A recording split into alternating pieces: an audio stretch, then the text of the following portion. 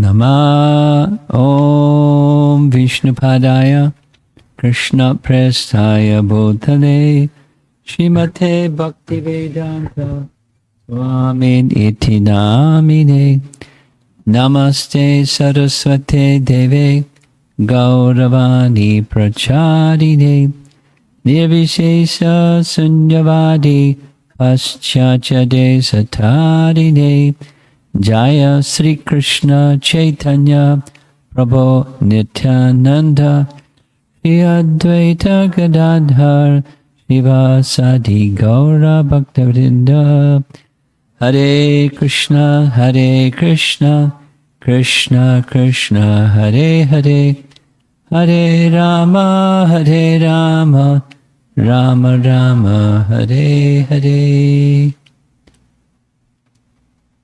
So I thought a nice place to begin this evening class is to review the question, why are we doing this anyways? Because I was thinking yesterday was a lot of information, maybe information overload. And what does that have to do with us anyways, all that information? So I'm just stepping back. And how far back do we want to go? We'll just go to Chaitanya Mahaprabhu, who is Krishna himself, who came in this age of Kali to give what no other incarnation has ever given before, Krishna Prema. And he did that primarily through the congregational chanting of the holy name. At the same time, he gave conclusive teachings, Harikatha, that accompany Harikirtan. Harikirtan and Harikatha go together like Radha and Krishna go together. The name Krishna is not different than Krishna. We've all heard that. And Harikatha is also not different than Krishna. Yet the Harikatha portion is the Ananda portion, or the Hladini Shakti portion, or the Radharani portion of the name. The name, so that is Srimad Bhagavatam. We were discussing this during the Memorial Day weekend. There are many verses, multiple verses, where Srimad Bhagavatam is not different than Krishna. Just like the name of Krishna is not different than Krishna, the deity form is not different than Krishna, fully spiritual. So Lord Chaitanya came to give the name, and he gave the teachings. He gave Srimad Bhagavatam, or the essence of Srimad Bhagavatam, was imparted by him to principal associates, principally Rupa and Sanatan. So there's extensive sections in Chaitanya Charitamrita that discuss Sanatana Shiksha. And the essence of the teachings to Rupa Goswami were imparted to Rupa Goswami with two benedictions. You'll understand everything,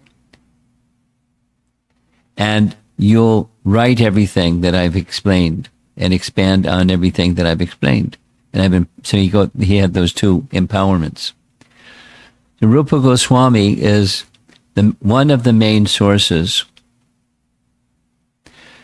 where the teachings of Lord Chaitanya were given along with the name. And the teachings of Lord Chaitanya to achieve Krishna Prema that he gave, it's through bhakti. And the science of bhakti is Rupa Goswami's gift to us, Bhakti Rasamrita Sindhu. And in Bhakti Rasamrita Sindhu, there's a series of 4 verses that are outlining the stages of bhakti as bhakti is imparted and unfolds. And then the whole of Bhakti Rasamrita Sindhu is discussing that topic, which is, it's a big topic. And then the sequel to Bhakti Rasamrita Sindhu is Ujjwala Nilamani, very, very elevated details and details. If you think yesterday was details, whew. Because, in other words, there's a science to it. Like behind things that are very subtle and sophisticated, there's a science. Like we were reading this morning in the Bhagavatam about Bhishma Dev being able to leave his body at will. And Prabhupada, it was explaining, some yogis that have perfected the mystic art, they can also leave their body at will, and they can go wherever they want to go. They don't have to leave their body to go wherever they want to go. They can just go. Zoom, zoom. And so there's subtle sciences within the Vedas, but the most significant and therefore also most subtle is the science of bhakti. So there's a science, and it's Bhakti Rasamrita Sindhu. And this book, the topic that we're covering, why we're doing what we're doing, it's the essence. It's a very simplified, short, succinct, but essence of what Lord Chaitanya came to give. Krishna Prema. Through the process of bhakti. So we embarking on the process of discussing the stages of the unfolding of bhakti, from the seed to the mature fruit of the tree of bhakti, or the creeper of bhakti. And thus, this nice poster. And the poster has some details. And you're supposed to all have received a digital version of the poster. You can do with that what you'd like. I'm going to be showing some images from it, but why are we doing this? To help us to receive that which Lord Chaitanya came to give. All we need is the holy name. Yet at the same time, along with the holy name, we know how to best cultivate our relationship with the holy name, our relationship with Krishna, up to the stage of Krishna Prema. So that's why we're doing. And we're on this chapter 4, or the Nishtha, which it's pretty elevated, Nishtha stage. It's the stage where one's relationship with the process, the bhajana kriya process, has now become steady or fixed. Nishtha. So the preliminary, just review. Adau Shraddha, first. Preliminary faith that self-realization is something that I want to achieve. and it's possible to achieve it. Krishna sends sadhus to are carrying that wisdom and that empowerment, and through sadhu sangha, one can learn how that seed of bhakti can grow and grow and grow and grow and grow. And the method is bhajana kriya. There's bhajana kriya that's unsteady. This evening we're going to see anishtata bhajana kriya. Comes before nishta. Unsteady comes before steady. So there's bhajana kriya, then from bhajana kriya, that very lovely phase, it's like teenage life, anartha nivritti, very turbulent.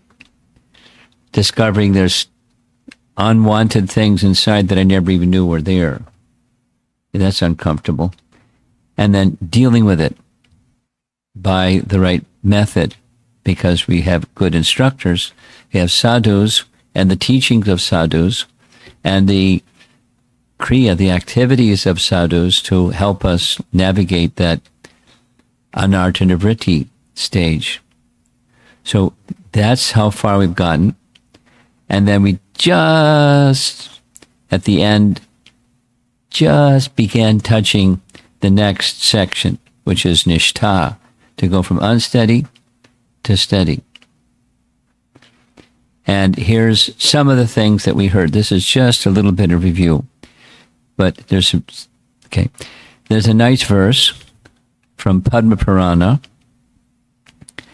that says, in the stage where there's offenses, and we heard there's 4 different sources of unwanted things in the heart, and one of them is offenses.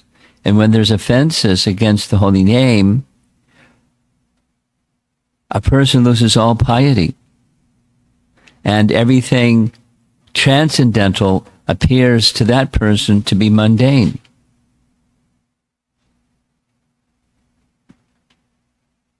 Everything transcendental appears to be mundane for one who has offense. And specifically, nam aparad, because we heard yesterday, other forms of offense. Seva aparad can be addressed very reasonably through proper performance of bhakti. But one makes offense to that, and when we heard, when it says nama kirtan or nam aparad, it includes the other 8, or nama kirtan or nama bhajan includes the other 8. It's just the prominent one is emphasized. That's Vishwanath Chakrabarti Thakur's assist. With the tip of the spear comes the whole spear. The name is the spear, that which pierces, or the sword, that which cuts the knot of material affinity and the implication in material existence. But it's all the processes of bhakti. So, by offense, then piety is, when the opposite happens. By bhakti, even the obstacle, at least the potential is there, that the obstacle of being the enjoyer of piety can be reduced. Anyway, this is now back to what Vishwanath Chakrabarti Thakur writes in chapter 4. As long as anarthas still persist in the heart, we saw that list of 6 anarthas that are common. The devotee may try as hard as possible to counteract them by devotional activities. However, 5 remaining internal obstacles linger, undermining his attempts to reach steadiness. So we're trying to go from unsteady to steady, and there's some obstacles. And the results of anarthas are obstacles, and then there are these 5 that are expressed in Madhurya Kadambini. and they linger a little bit longer than the other 6 that were mentioned.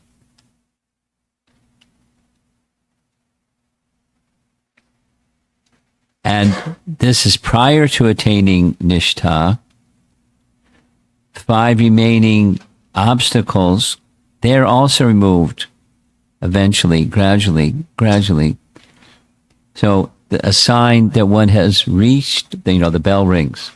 The sign that one has reached the Nishtha stage is when these 5 are pretty much gone. So there was a question yesterday that I said we would take up at the beginning. This is the beginning. Laya, or indolence or sleep, the explanation given, Vishwanath Chakravarti Thakur. Laya is a weakness of sleep when hearing, even more likely than when chanting, and when chanting, more likely is one going to be sleepy when remembering, as opposed to hearing and chanting. And he explains this is the influence of tamagun. So indolence or sleep, drowsiness when engaged in devotional activity.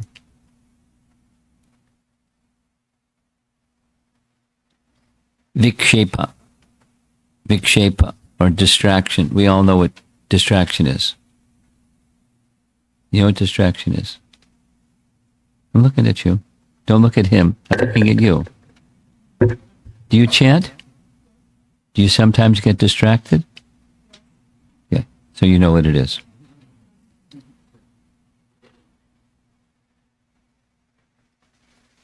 Vikshepa is talking or thinking about mundane nonsense during devotional activities, such as hearing and chanting. Now, it's pretty hard when you're hearing and chanting to talk about something else. It just means intermittent. The mind goes, and so the tongue goes. Or even if the mind, if the hearing and chanting is going on, the mind is somewhere else. Hare Krishna, one isn't hearing because the mind is somewhere else. Distraction. We're going to hear from Bhaktivinoda Thakur a little bit more on Vikshepa. So now, the question yesterday was, how are they similar or different? The apratipatti, irresolute or incompetence. And this is what he writes. Although both laya and vikshepa are diminished, or may even be absent, one still feels incapable of dedicating oneself to or disinterested in hearing and chanting due to lack of firm motivation. So laya is just sleepy.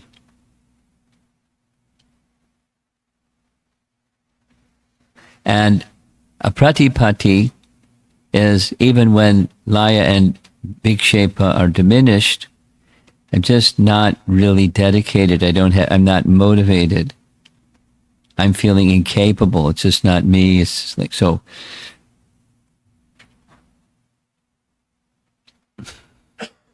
It's not asleep or sleepiness. It's just insufficiently motivated.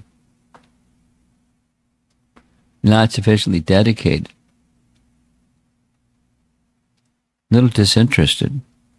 Pratipatti. Kasaya. This is when old residual stuff, harsh emotions, speech, anger, frustration, etc., even in the midst of devotional activity, they resurface. Right in the midst of devotional service. Old faults, old material inclinations, greed, arrogance, etc. And it's not like it's all the time there. It's just they're latent and they make surface. kasaya. And this is the fifth of the five, rasavada. And that's a lingering taste for material enjoyment. Of course, you'll see some charts, but that stays with the living entity right up almost to the bhava stage. Taste for material enjoyment. It's subtle.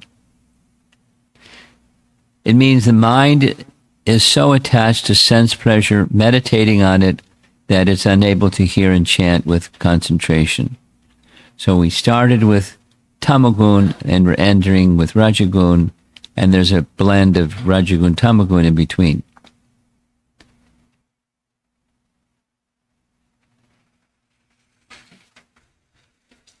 Now, I don't know, I was searching, couldn't find. There must be some scriptural reference for these five terms. I couldn't find it. There must be. He didn't just... Our great acharyas don't just pull things out of the air. There's some scriptural source that indicates where they're making, from which they're making the statement, and I couldn't find it. So it's just, these are the five. And the sequence is as unwanted things. So we've all had the experience. As you're engaging in devotional service, lo and behold, there's lingering subtle things inside that you didn't even know were there because you weren't cleaning. And when you start cleaning, then you see the unclean because you're being attentive to clean. And then you find more, and then you find more. And then, so these are the little more stubborn ones, these five, according to the picture we're given by Vishwanath Chakravarti Thakur. They're lingering in a subtle, more subtle internal state. This topic, distraction, is a big one. Vikshepa. Vikshepa, according to Bhaktivinoda Thakur, he writes about it in Harinam Chintamani. Harinama Chintamani. The title of the book is The Holy Name Acts Like a Touchstone. And a touchstone can transform something that's ordinary, like base metal, into gold. So the Harinam, the chanting of the holy name, can act to transform ordinary into extraordinary. That's the meaning of the title of the book, and it's the whole process of chanting and its glories. And he writes in chapter 10 of this book that Vikshepa is the essence upon which the other forms of offense, because part of Harinam Chintamani is going through the 10 offenses, just as in Madhurya Kadambini, going through the 10 offenses. 10 offenses are important to know and to avoid, because performing them or committing them implicates one, makes the process of bhakti very, very, very difficult to go forward. So he indicates that this distraction or inattention is the root of all the others. I'll say it again. Inattention, the offense of, because when we recite the 10 offenses, sometimes we say it, and it is also, it's like offense number 11, is to be inattentive while chanting the holy name. So this inattention or distraction is at the root of all of the offenses. So it's a really important one to get on the other side of, distraction or inattention. Here's what he writes. From distraction, all types of inattention are born. This fault resides in attraction for women or men, in the case of women, and wealth, men and money, or women, sex and money. Attraction for material success or victory. Desire for position. And the cheating propensity. This is a short list. there's other things that one may be distracted by. If one has attraction in any of these categories, one will naturally be inattentive to the holy name. So it's under chapter 10. The chapter title is Inattention, and it's one of the offenses against the holy name. And behind this inattention is your attention goes elsewhere. You're distracted. Vikshepa. And a little example is given. Supposing you're chanting and you're distracted from chanting by the favorite distractor. And these days, I see, because I travel, I see people have 2 phones. Sometimes they have 3 phones, and they keep moving between this. I don't know what's going on, but in the airplane, you don't have cell reception anyways. Hare Krishna. Distraction. My advice is when you're chanting, turn your phone off. At least leave the ringer off. And when you leave your ringer off, when people send you a text message, you don't hear the ping. If you leave it on, then you can hear the ping. So just don't get distracted by that little handheld device, they call it. Vikshepa, distraction. So now we're reviewing a little bit, moving from chapter 3 to chapter 4, Anishta to Nishta, unsteady to steady.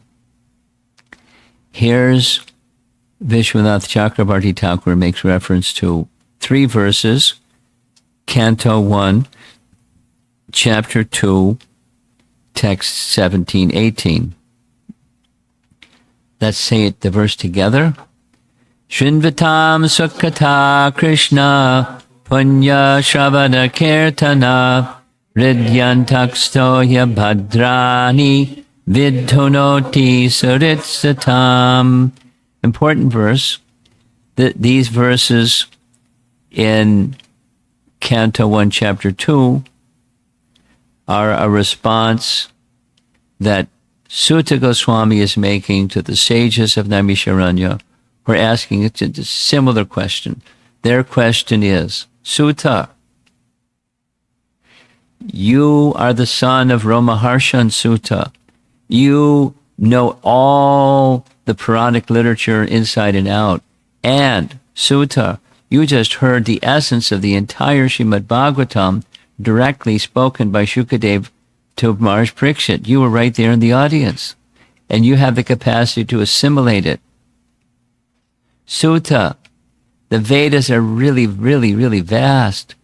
Could you kindly just summarize the essence? What's the essence of all the Vedas? And what's the means of realizing it, please? Thank you very much. That's the first question. Chapter 1. And then the answer starts in the beginning of chapter 2. The essence is devotional service. Vasudeva Bhagavati, Bhakti Yoga Prayojita, etc. So, and then how you perform Vasudeva Bhakti, devotional service unto Krishna. How do you do it?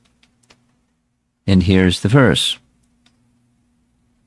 Prabhupada's translation. Sri Krishna, the personality of Godhead, who is the Paramatma, or Supersoul in everyone's heart, and the benefactor of the truthful devotee, cleanses desire for material enjoyment from the heart of the devotee who has developed the urge to hear his messages, which are in themselves virtuous when properly heard and chanted. Punya Shravana Kirtana. Ridyantaksto Yabat. So the abhadras are cleansed just by sound.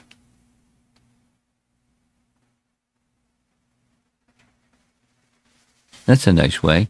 Sound. Of course, the right kind of sound from the right source with the right attentiveness. Vidhunoti suritsatam. From within.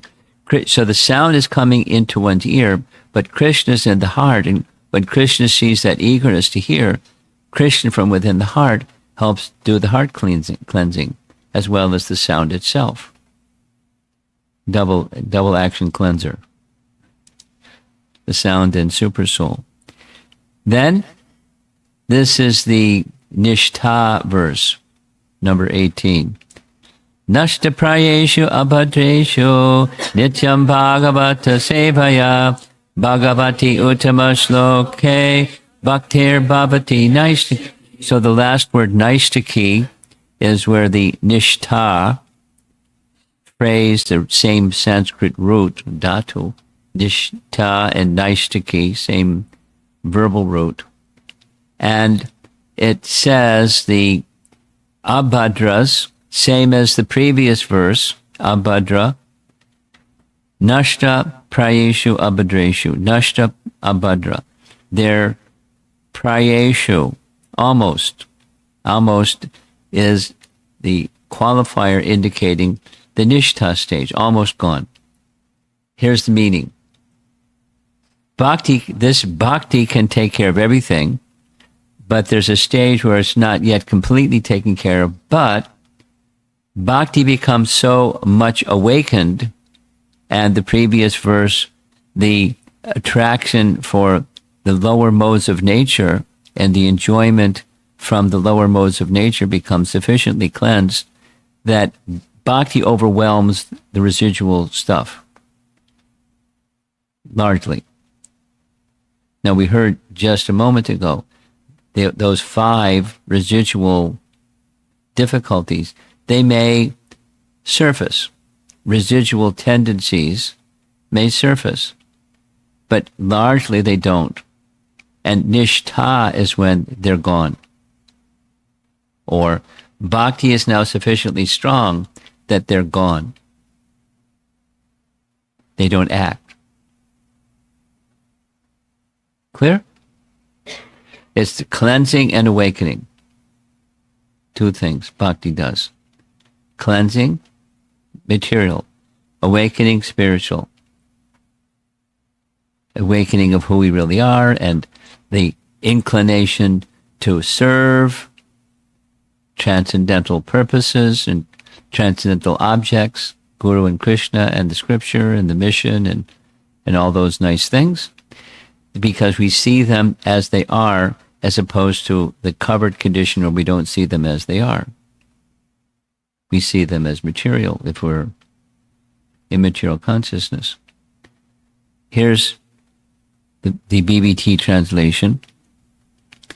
By regular attendance in classes on the Bhagavatam, that's Nityam Bhagavata Sevaya, that's regularly hearing Bhagavatam class, and besides the book Bhagavat, there's the person Bhagavat,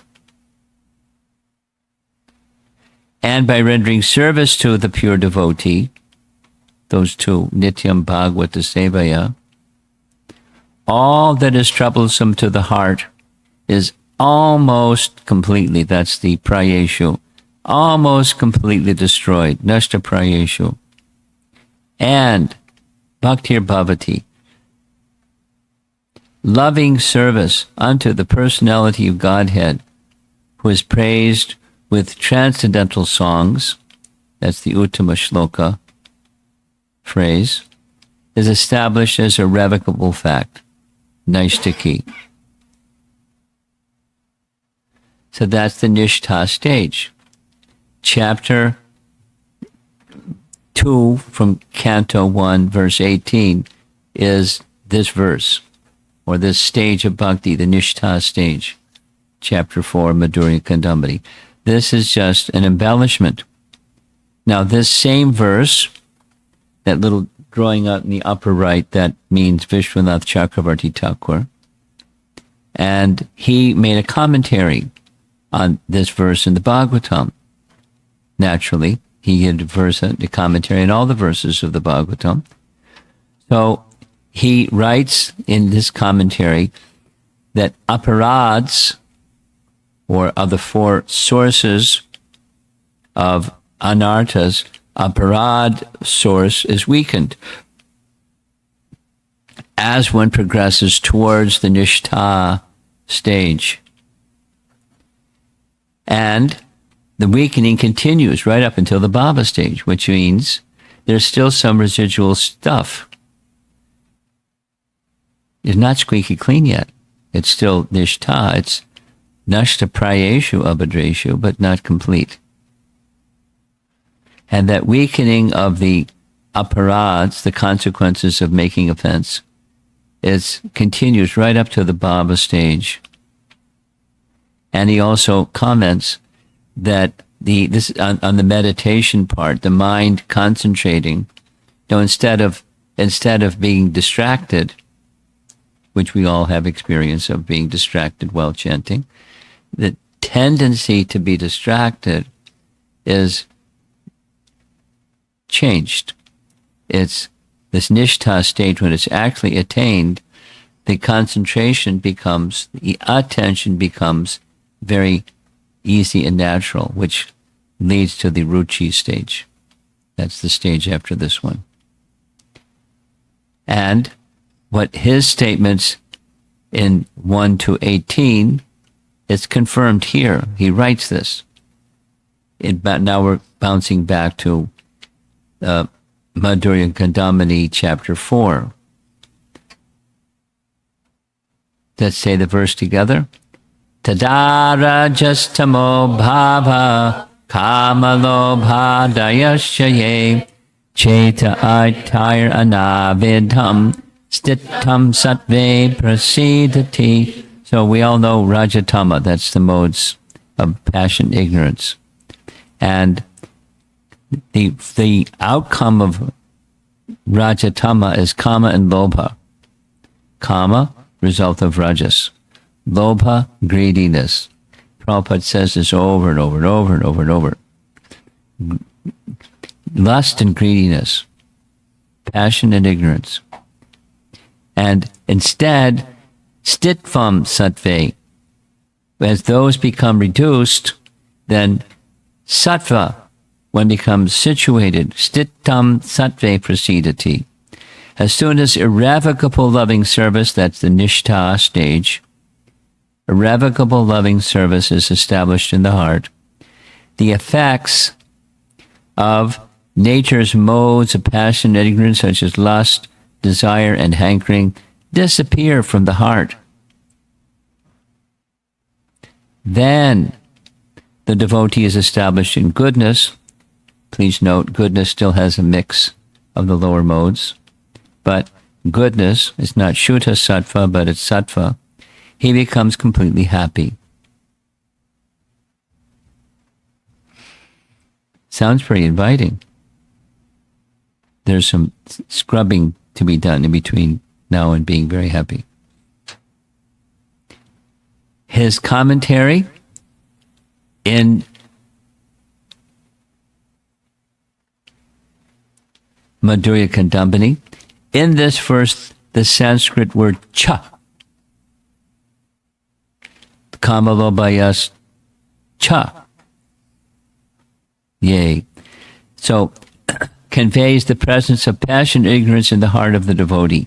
But in the same verse, the expression cheta ayataranavidham, the mind is unaffected by these, establishes that these material modes are not obstacles on the path to devotion, but reside in the heart in a neutral state until the devotee on the platform of steady devotional service attains bhava.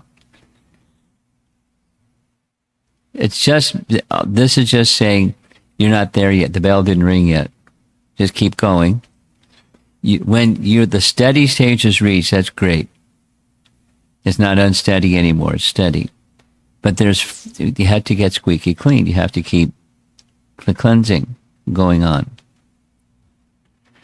Now there's some details that are shown in the chart. This is a blow-up of the chart. Let's do this. Gotta use the laser pointer. Here's the 5. We discussed, or at least mentioned these 5. Laya, Vikshepa, Apratipati, Kashaya, and Rasasvada. So those are the lingering, unwanted things in the heart, and that when they are matured, as the bhakti creeper grows and grows and grows, one may reach this nishtha stage. The nishtha, that little text underneath says the unshakable resolve. There's still other stuff, but resolve is very strong.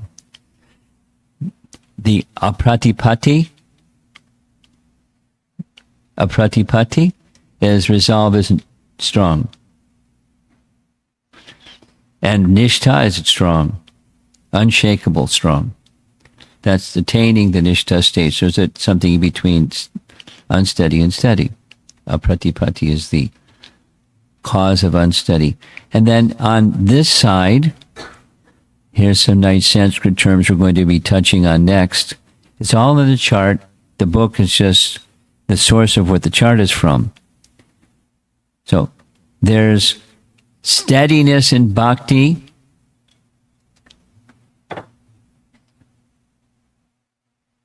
That is resting in that which is favorable to bhakti, and then there's steadiness in bhakti that rests in bhakti itself. What's that? Let's find out what that is. 2 types of nishtha, or steadiness. Steadiness can be achieved via or through bhakti itself. That's sakshad bhakti. Vartani. Steadiness achieved through bhakti itself. Or, stated differently, this first type of nishtha directly nourishes spontaneous bhakti. What's spontaneous bhakti anyways? It's spontaneousness beyond the regulative stage. Spontaneous. I mean, one of the examples that Prabhupada gives I like is very practical. Supposing there's a festival coming up. And with the festival that's coming up, the devotees are contemplating way in advance of the festival that's coming up how the deity is going to be dressed, what some special floral arrangements can be made, what kind of this and that and dress and this and that and this and that. I mean, it's part of regulation, but there's a spontaneous nature that when one may come to the spontaneous stage, when steadiness in bhakti is resting upon sakshad bhakti. Sakshad bhakti nourishes spontaneous bhakti. Otherwise, it's obligatory. You do because it's what you're supposed to do. So for those of you that don't know about it, you probably know about it. Coming up sometime soon, there's going to be a seminar given in the Naperville Temple for deity worship. The global deity worship minister has agreed to come. The North American deity worship minister has agreed to come. And, a number of pujaris and people that do worship in their home, etc., that like deity worship, they're going to be discussing deity worship. I don't know the agenda, but I'm sure it's going to help them become fixed in the regulative stage of deity worship. And as it's saying here, it may very well nourish spontaneous deity worship or spontaneous anything, spontaneous bhakti. But that's a stage. And you have to get beyond the unsteadinesses to get to the steady. Some say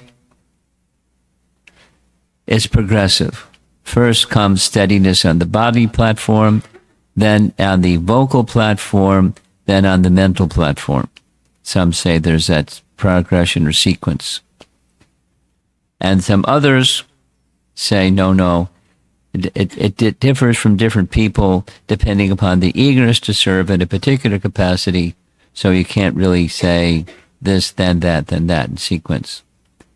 And regardless, bhakti is the driving or propelling force. Bhakti, the essence of bhakti, Krishna is to be pleased.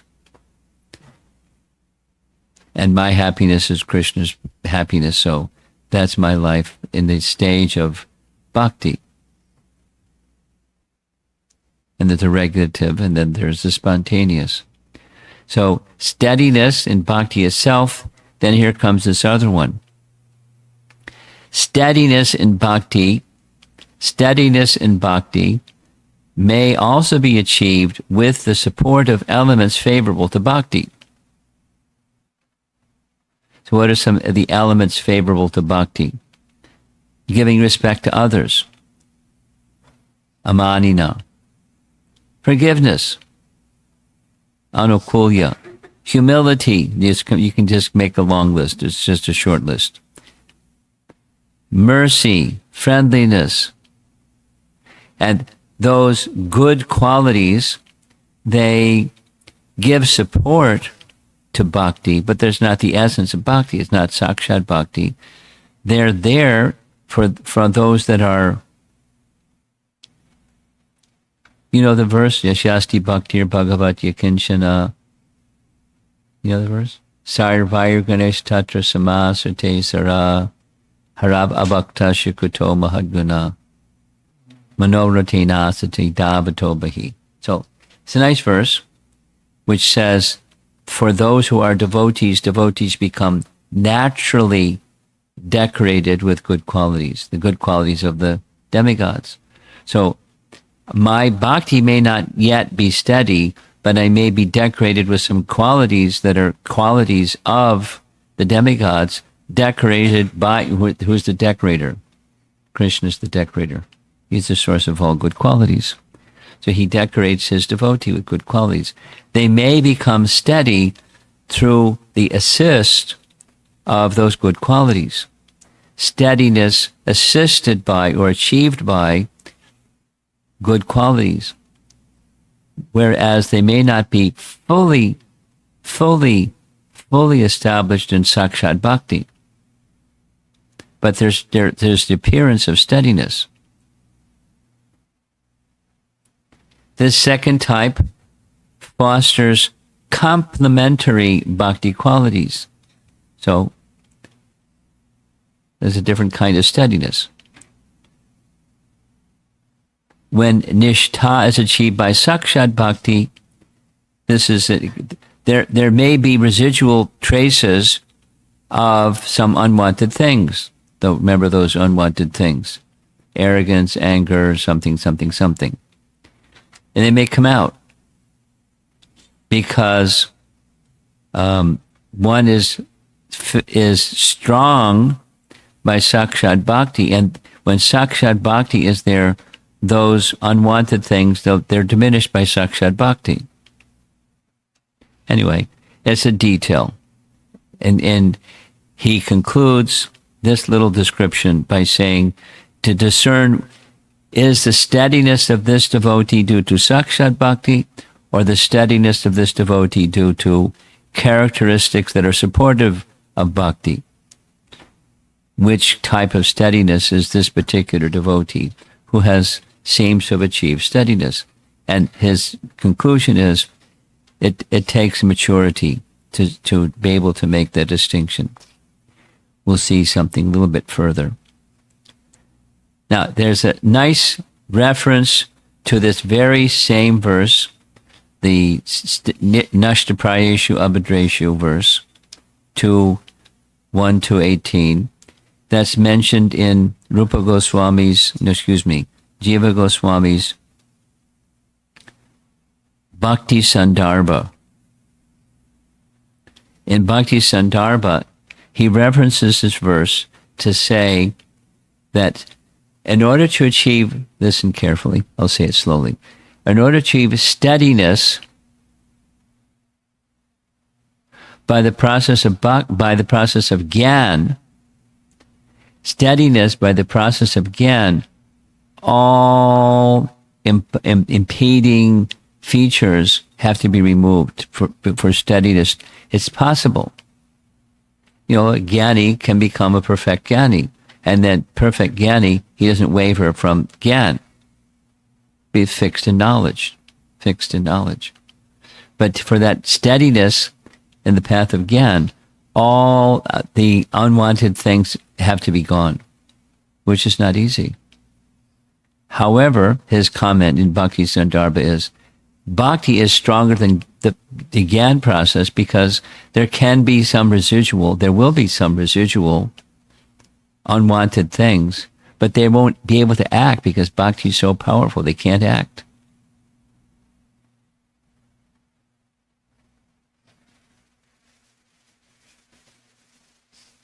When the Nishtha stage is reached.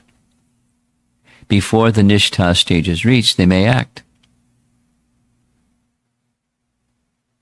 So there's a symptom of the Nishtha stages. They don't manifest, although there may be lingering traces. And now we're back to this chart. And on the chart,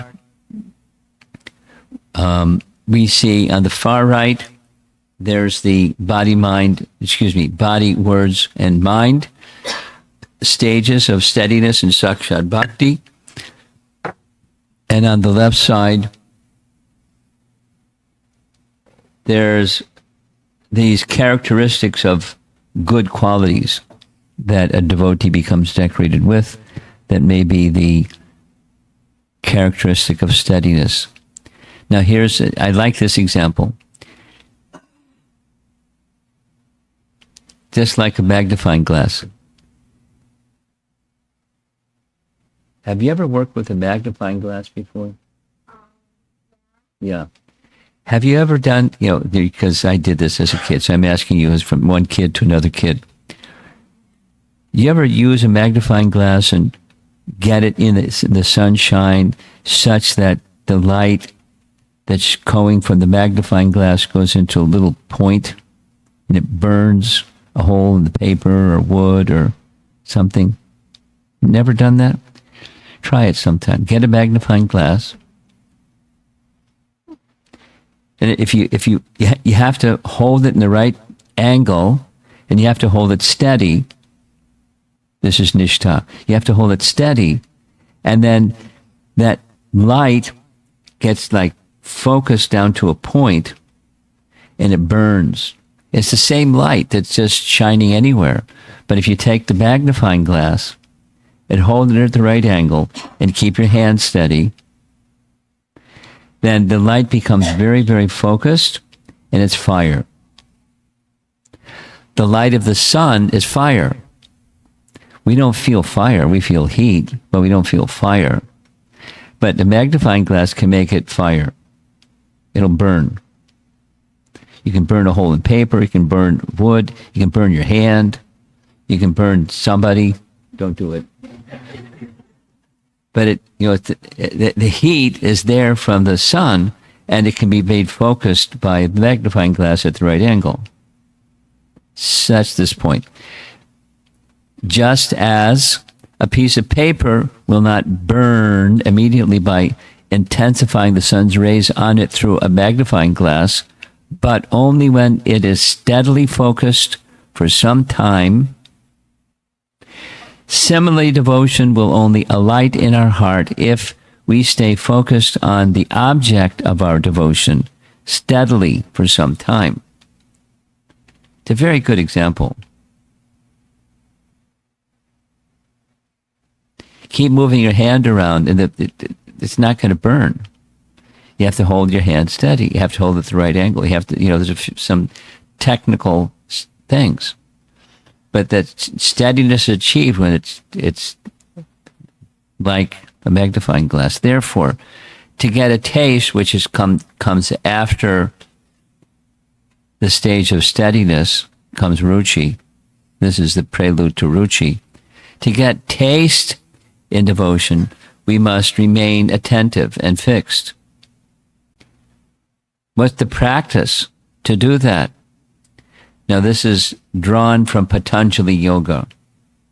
Patanjali, chronologically, was way before Lord Chaitanya, way before Rupa Goswami, in writing about Bhakti Rasamrita Sindhu. But the principles of yoga is what Patanjali was famous for, writing. And the principles of yoga are just universal. It's as old as the Vedas. He wasn't as old as the Vedas. He was a more recent person. But he wrote about Patanjali Yoga Sutras. In the Yoga Sutras, there's a definition of what yoga is and the conditions for yoga. So he mentions these. Nishtha doesn't use the word nishtha. He uses another phrase. Fixed or attentive leads to real taste. So, nairantarya is a cultivation without interruption. It can be put as one, but here it's being put as two. Cultivate concentration without interruption. So the anishtata is cultivate concentration and then relax or get distracted and then try again and then get distracted and unsteady. Jnana tarala, as we heard in the earlier chapter. Thick and thin, attentive, inattentive. So, concentration without interruption, nairantarya, with a quality to that concentration, and that's, we can say, bhakti or devotion, but he uses the phrase satkara. It's a confidence that I'm going to get there. I'm going to get to what the goal is. And over a prolonged period of time, dirgha kala. Rupa Goswami uses another term, audinam, sustained over time. That's okay. The different languages are different, but the principle is the same principle.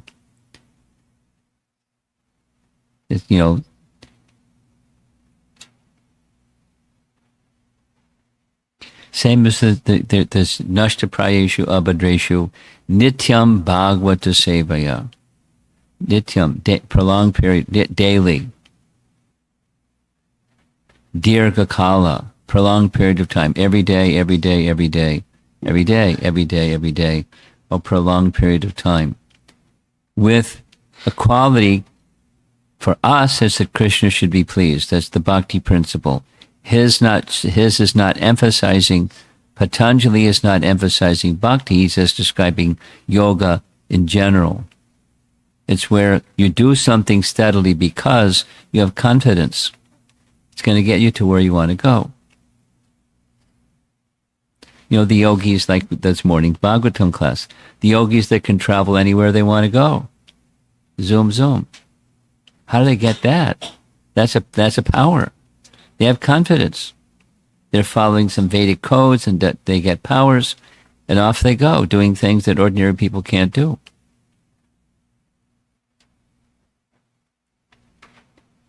And then it requires some cultivation. Tapa, concentration without interruption, nairantarya. So it's the principles from different schools are expressed in different ways, but the principles don't change. This is on the topic of nishtha. So some other features of nishtha. The I and mine. We heard a little bit about aham and mamata. Yes? So I and mine, this becomes more pervasive, spiritualized. Rajas and tamas, reduced. Slightly present, but they can't act because of bhakti's steady influence. The steady influence of bhakti. And the nishtha stage. Meditation is mainly on spiritual, only traces of other topics. And then this other is material attachments, right up until the bhava stage, the clinging to knowing better, but still clinging to material conceptions of things is still present. Here it's saying prominent.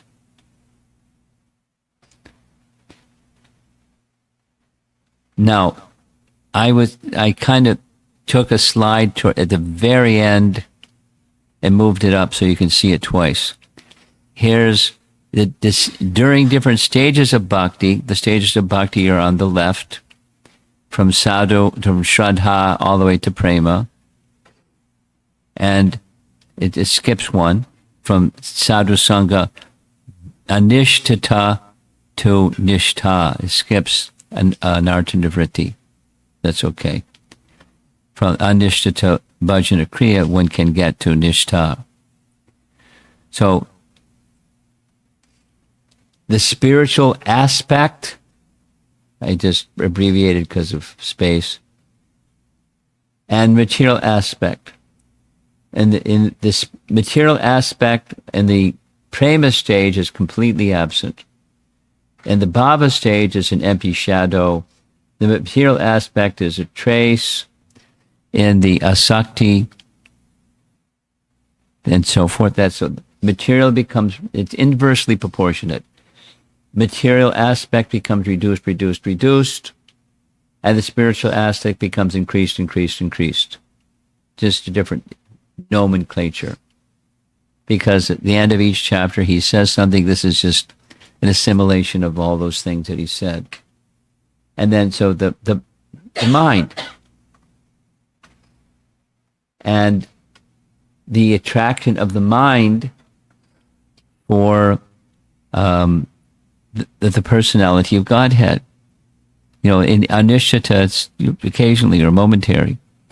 And then nishtha, it's reduced. There's a trace of other topics, but it's primarily focused on the spiritual. And then etc. Down to direct association in the prema stage. We'll see this again, so I'm not going to stay on this slide.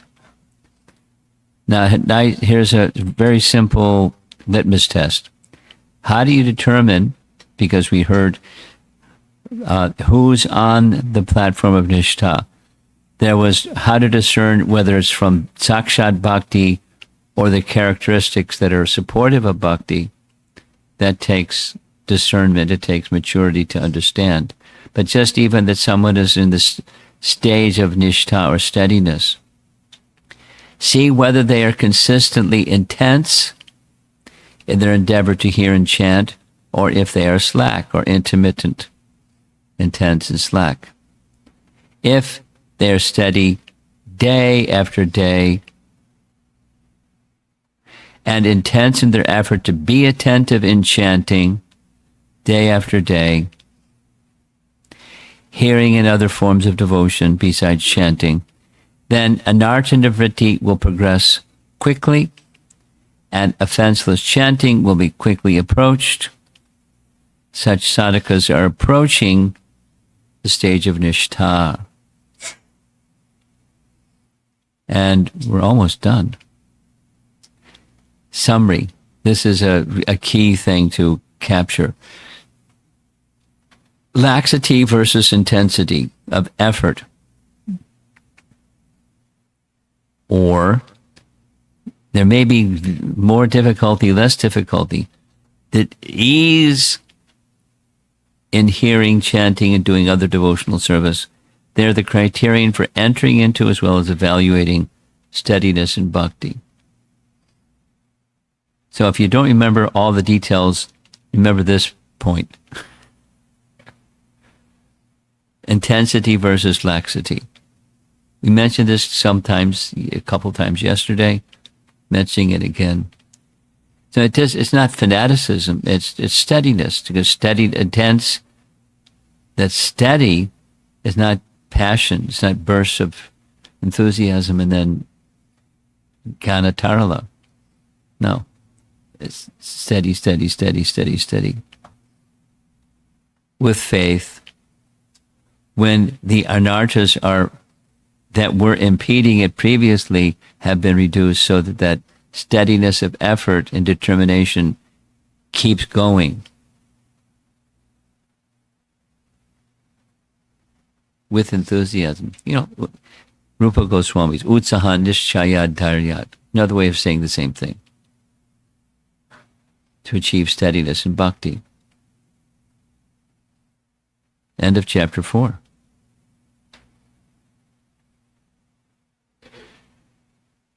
And I think that's where we're going to end. So tomorrow we're going to move on to chapter 5. And chapter 5 deals with attaining taste. So that's where we're going to begin tomorrow. So now we're at the end of chapter 4.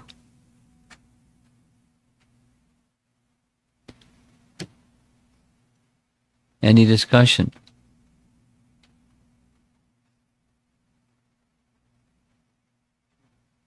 Paramakruna.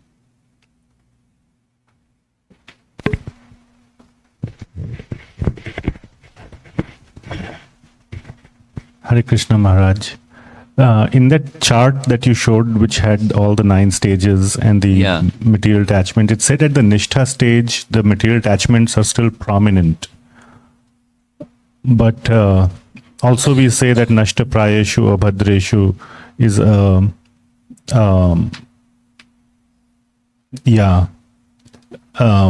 is the stage of Nishtha. So could you shed some more light on how do we understand these two? I'd have to go back and see why that's there, because it doesn't make sense. It's, it's not acting, that's for sure, but, prominent is different than just not acting. The material aspect.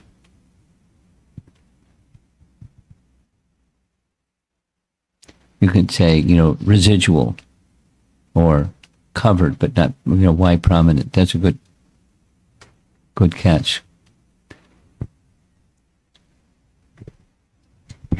I'll go back and see where it says that, and if it says that, why it says that, but it doesn't make sense.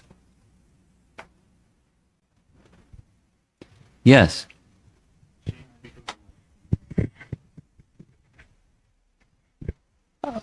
I saw him first. You mentioned vikshepa, the distraction can increase the material desires in the heart. So I wanted to understand if many people have material desires before chanting. So are they further increased because of inattentive chanting? No. There's a premise to what you said that it caused a pause. Now, for the premise, it's leading to another pause, which is the question itself. The initial statement. Say the initial statement again. That when there's distraction, it increases material desire. But when you have distraction, you move away from that which is going to relieve you of material desire. It's not in and of itself nourishing material desire. It's just not getting freed from the material desire. So you could say you're still stuck in the material energy, so it's expanding the material energy by contact with the material energy. Or material conception of something that's spiritual. That's offense. And that can increase material desire.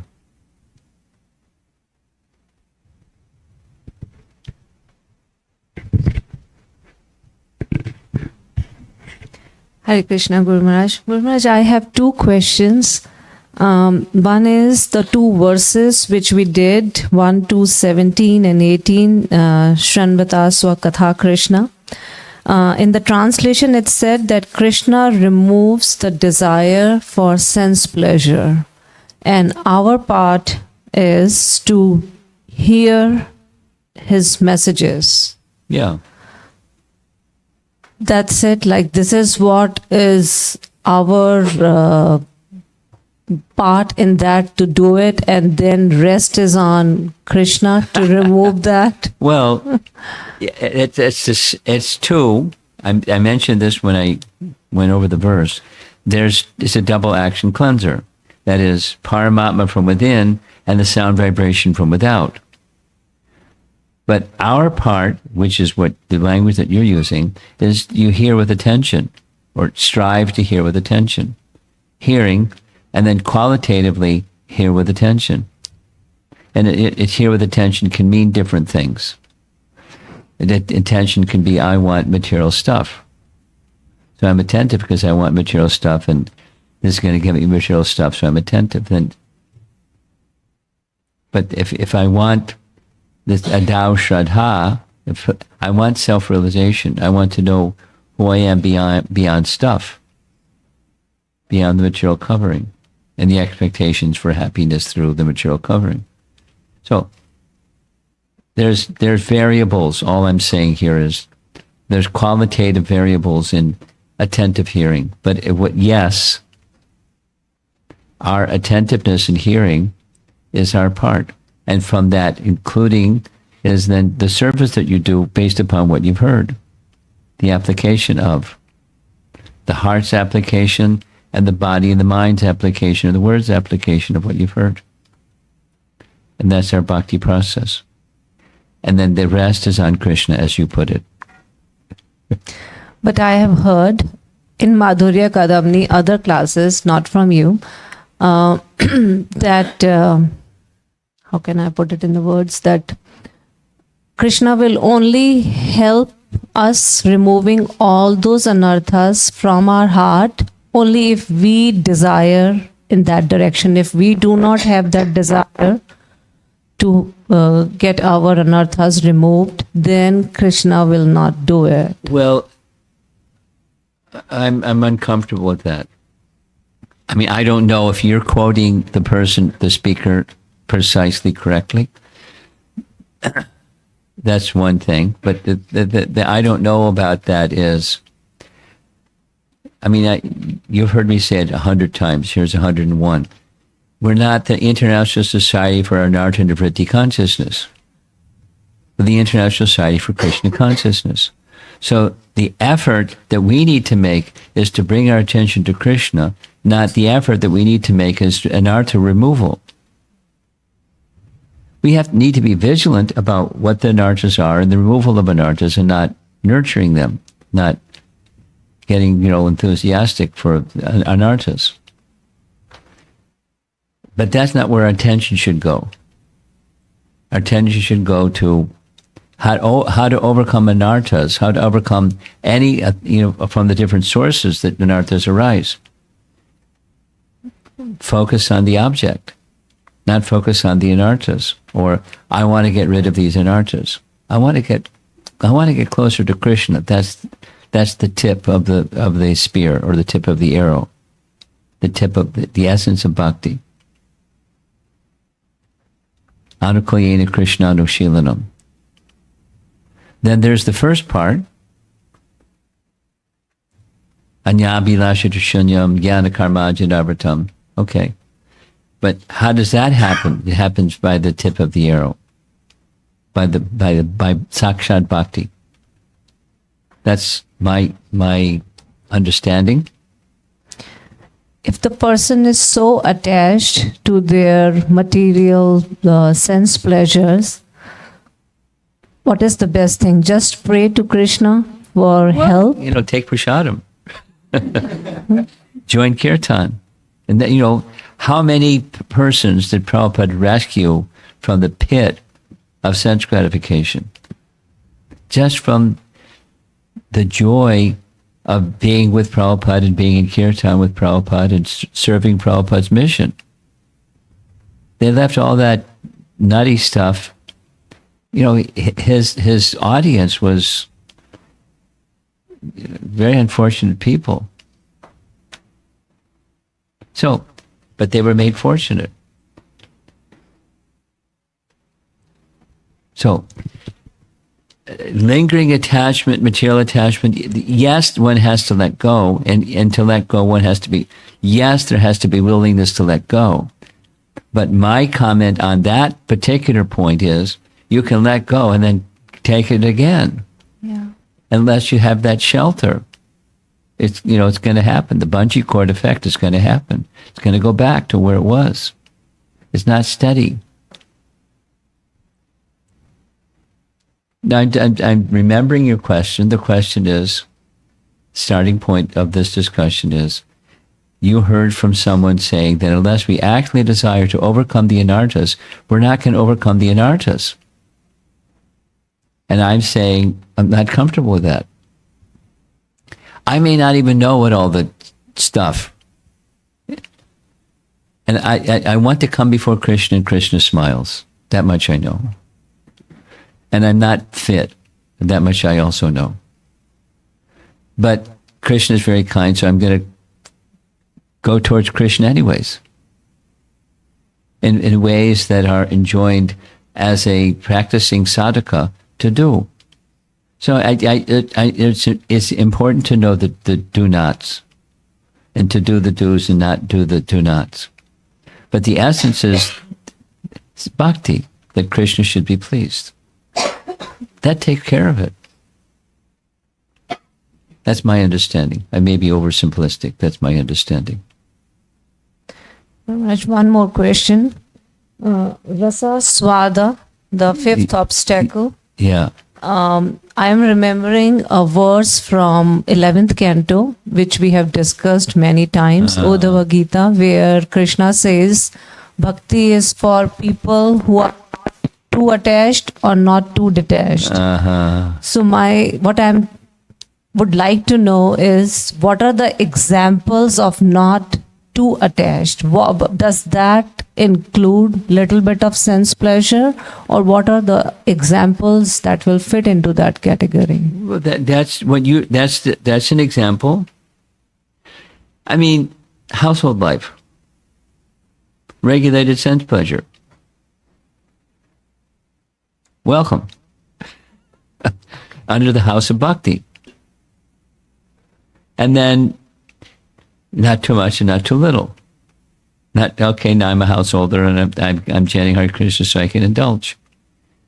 So that's not the right understanding.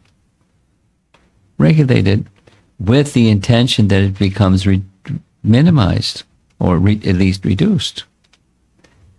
Not forever, but progressing towards a goal. Krishna alone is my goal. All right? Thank you. So the entry point can be in a spectrum, can be in a whole range of way over here and way over there and somewhere in between. It's defining the goal and taking the means to reach the goal in a regulated way. If sense indulgence is something that's, I feel, is a need. I mean, it was one place I was recently, they were talking about having a car as a need.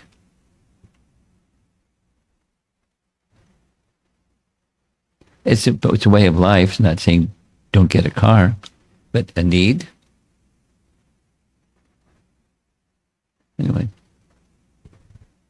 you have something. I just want to add a little bit, Maharaj. I thought so. So, just to that specific verse in the Sri Bhakti Rasamrita Sindhu, Sri Rupa Goswami mentions that not too attached and not too attached is just the adhikar or the entry criteria for entering into sadhana bhakti. Yeah. And he says that very soon that doesn't mean that one should stay attached to sense gratification or stay detached from objects of sense gratification till the very end. And that, so just wanted to add that. Okay. That's the entry criteria, not, it should be, both should be given up. No, she's not, she agrees with you. She didn't say that either. But it's a nice, the scriptural reference is nice. over here.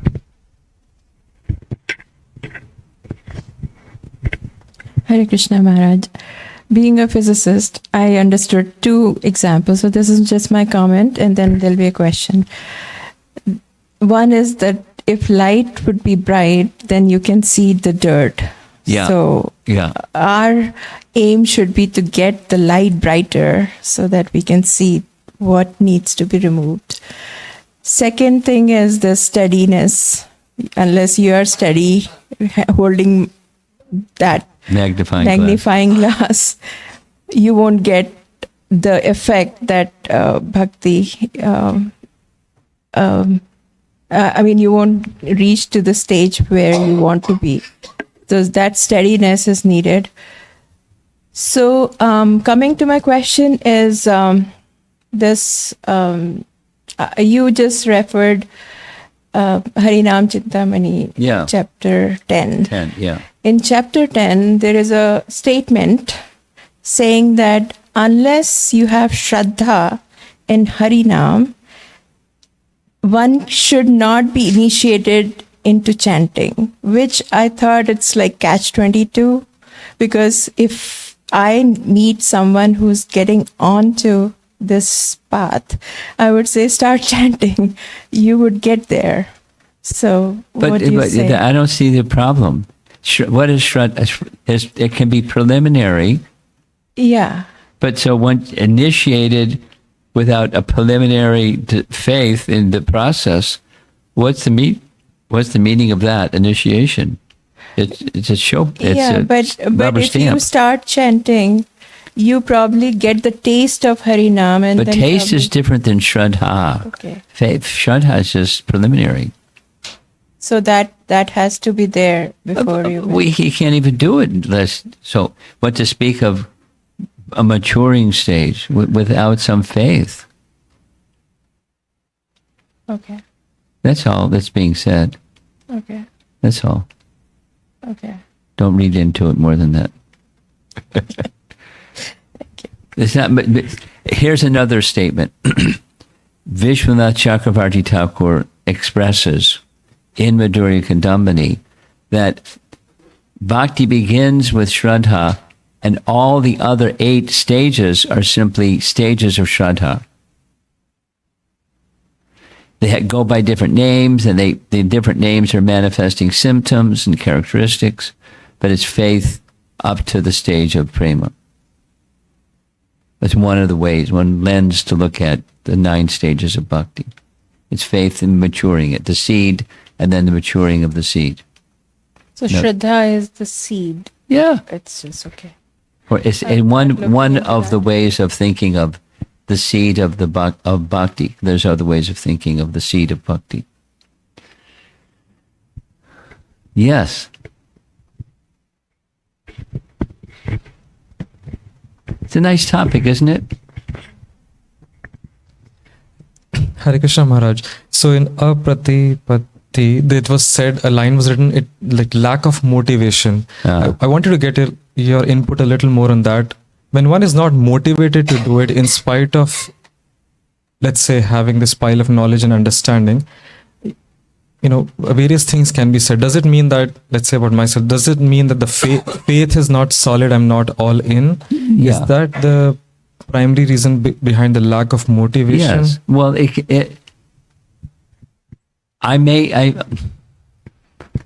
that's one way of saying it. We're all carrying some conceptions. That's what the mind, one of the things the mind does. It carries conceptions of life. And there's a whole big bag of conceptions that for this lifetime and previous lifetimes bouncing around in the mind. So we're all carrying some conceptions. And we may linger and hold on to a conception. I mean, you may find it by introspection, or you may find it by discussing with somebody, to say a newer person, and they keep wanting to go back to that conception. They want to somehow preserve it, maintain it, sustain it, because it's conception that they're carrying. So it's not like, change it out, please. It's just, it's a purification. A more mature stage of conception X can very well be the bhakti conception. It's just more complete. Am I touching on your question? Not exactly. Say it again. It's refined after hearing what I just said. I think, let's say, if one is not motivated enough, what is the primary root cause one should tackle? Or we should just go ahead and do it, just keep doing it. But then it goes back that if you're saying someone... But that's not determination. That's beginning, but determination requires the right conception. That was what I was trying to address. Because otherwise, my determination isn't strong because I'm still lingering with one foot in this boat and one foot in that boat. The prior conception boat and the present conception boat, or the new conception, the bhakti conception. And I've got a tendency to the old one. I'm not really fixed yet. So this is intelligence guiding the mind. Spiritual intelligence has the power to guide the mind. But determination requires very strong intelligence, spiritual intelligence. Otherwise, it's mushy. And sometimes and not very firm and fixed, irresolute.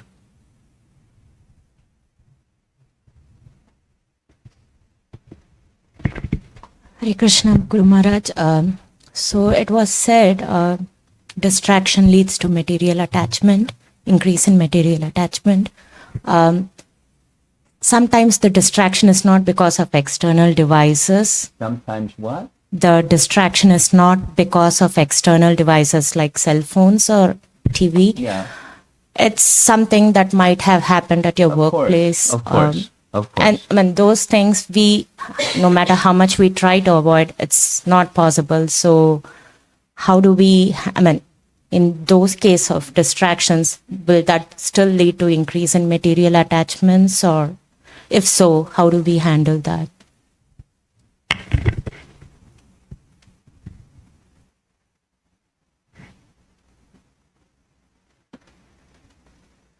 The process of bhakti starts with faith and gets nourishment through sadhu sangha and in association with sadhus, bhajana kriya, and that's how we can overcome what you just described.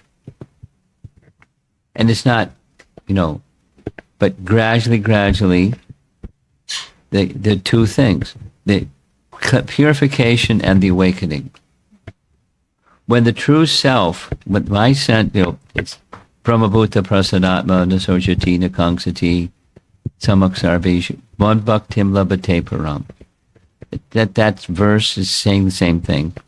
That just when through the process I may be engaging in sadhana, but Mad Bhaktim Labate Param, that means, bhakti in a more mature stage. Bhakti in a more mature stage becomes awakened when I'm so fixed that I'm neither hankering nor lamenting. And other people are what other people are. There's not just people, it's other living entities. So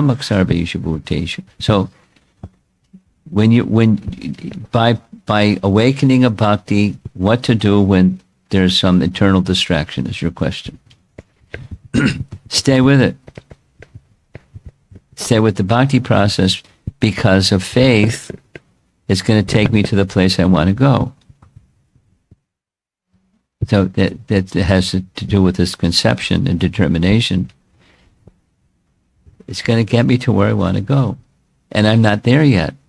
I'm still disturbed by the distraction that's something. Somebody said something, something did something, something happened, calamity, something. And it's, my mind just keeps going there. As much as I don't want so what to do is so you follow the bhakti process. So you may need to step back, take 10 deep breaths, like pause out of that distraction space. And now, that's kind of why I started the class the way I started the class. Why are we doing this anyways? what am I to do when I'm finding myself really just distracted by something, a hurt or an unfulfilled desire, frustration because of an unfulfilled desire, something, and it just keeps coming back, something. Shraddha, sadhu sangha. So, I for a while I was, when people would ask how-to questions, they just give a 2-word answer: sadhu sangha. And then you unpack that, and it's the bhakti process done with faith, and then an artha-nivritti. The distraction stuff can be best addressed when bhakti bhajana kriya, although it may be anishtata, bhajana kriya is still performed in sadhu association, can help you get beyond that internal distraction thing. It may take a while. That was one of the topics yesterday. You'll remember. Remember the tree, and it takes a while for the tree to bear fruit, but be patient, and in time it'll bear fruit. Once upon a time I was a little kid. And when I was a little kid, my father was an outdoorsy type person. So one day, one summer, around this time of year, they bought a peach tree. They planted a peach tree in the backyard. So I remember looking at the peach tree. Where are the peaches? Be patient. Next year. No peaches. Where are the peaches? Be patient. Next year. They're little green things. But they didn't mature into peaches. It took 4 years. Then there were nice peaches. Patience. It was a peach tree. And it'll bear fruit. It may take some time. Okay. Yes. Hare Krishna Maharaj. So, in the 5 obstacles, is there a hierarchy or a order in tackling them, or it can be worked on parallel? I don't recall any commentary on, is there a sequence or a priority or something like chronology. I don't recall. What it makes sense to me is the tamagun will go more quickly, and the rajagun, this rasavada, which we're hearing, it taste for material enjoyment, lingers right up until the bhava stage. That gives a hint about sequence or chronology. But from commentary, I don't recall reading anything explicitly.